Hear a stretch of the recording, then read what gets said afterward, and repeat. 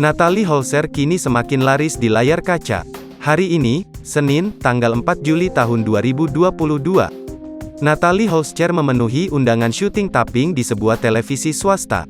Tawaran pekerjaan Natalie Holzer yang kian bertambah saat ini, bersamaan dengan isu rumah tangganya dengan Sule.